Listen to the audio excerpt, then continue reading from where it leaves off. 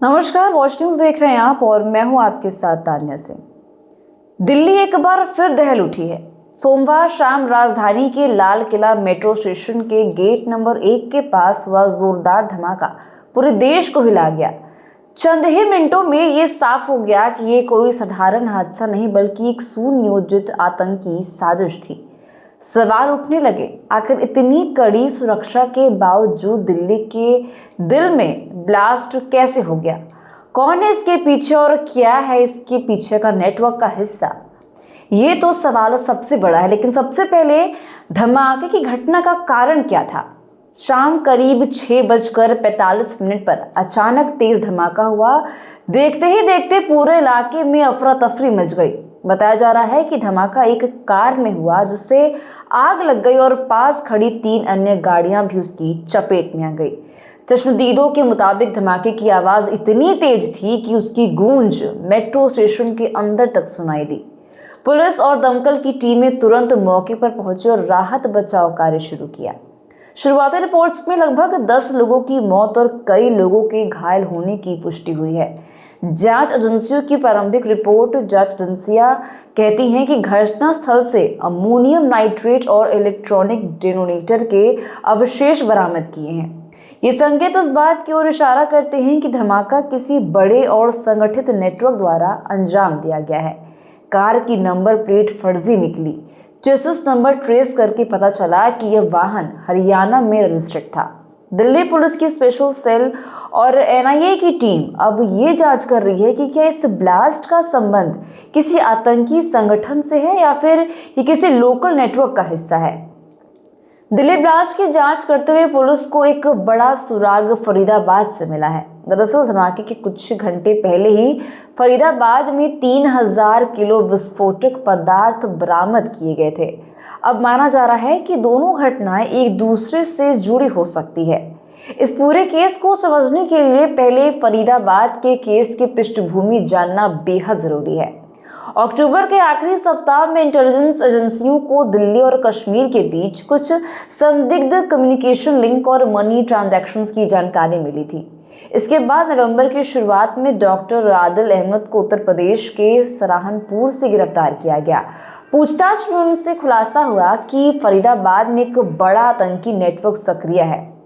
जानकारी के आधार पर पुलिस ने फरीदाबाद में छापेमारी की और डॉक्टर मुजल्लिम शेख के घर से लगभग 3000 किलो विस्फोटक हथियार, टाइमर और डेटोनेटर बरामद किए। ये बरामदगी किसी भी आतंकी साजिश की सबसे बड़ी चेतावनी थी। इसके बाद 6 से 7 नवंबर के बीच लगातार छापेमारी कार्रवाई चलती रही और पुलिस ने अब तक 7 संदिग्धों को गिरफ्तार किया है। जांच में सामने आया है कि ब्लास्ट की योजना पिछले 2 महीनों से बनाई जा रही थी। विस्फोटकों को अलग अलग हिस्सों में स्टोर किया गया था और दिल्ली तक लाने के लिए फर्जी गाड़ियों और पहचान का इस्तेमाल किया गया।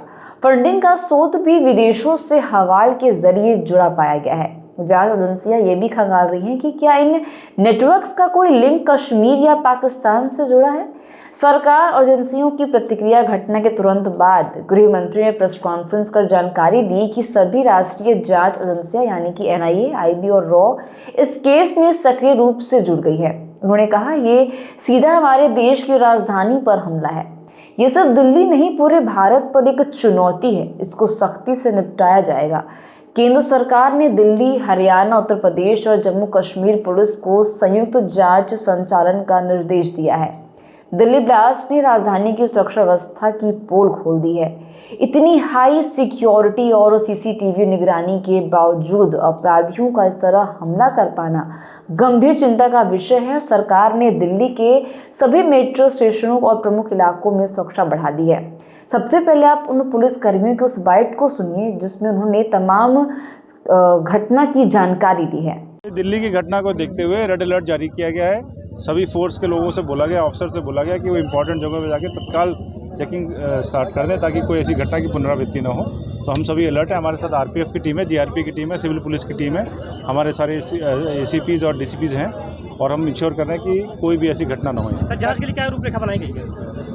ये चेकिंग चलती रहेगी जब तक ये थ्रेट जो हमारा रेड अलर्ट है थोड़ा उसका क्लासिफिकेशन नीचे नहीं आ जाए, तब तक ये सर स्टेशन के साथ साथ शहर में भी किस तरह से अलर्ट जो है वाइटल इंस्टॉलेशन को सबको अलर्ट कर दिया गया है। हर जगह आपको चेकिंग मिलेगी। हाँ, चेकिंग के दौरान स्टेशन में कोई संदिग्ध व्यक्ति या कोई वस्तु मिली हुई?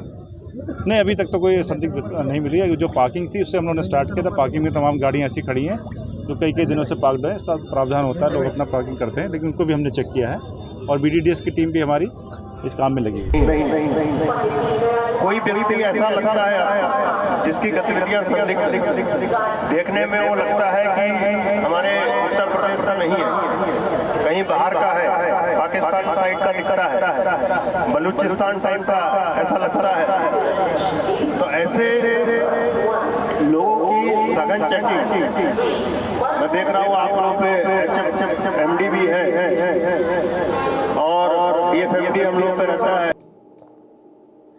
कि फरीदाबाद से मिले विस्फोटकों और दिल्ली ब्लास्ट के बीच की कड़ी अब धीरे धीरे साफ होती जा रही है।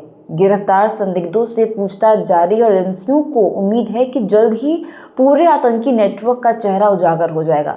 लेकिन इस हमले ने एक बात साफ कर दी है, भारत की राजधानी अब भी आतंकी निशाने पर है और इसे सुरक्षित रखने के लिए खुफिया और सुरक्षा तंत्र को और भी मजबूत करने की आवश्यकता है। तो फिलहाल के लिए बस इतना ही। ऐसे रिपोर्ट्स के लिए बने रहिए हमारे साथ, देखते रहिए वॉच न्यूज़। धन्यवाद।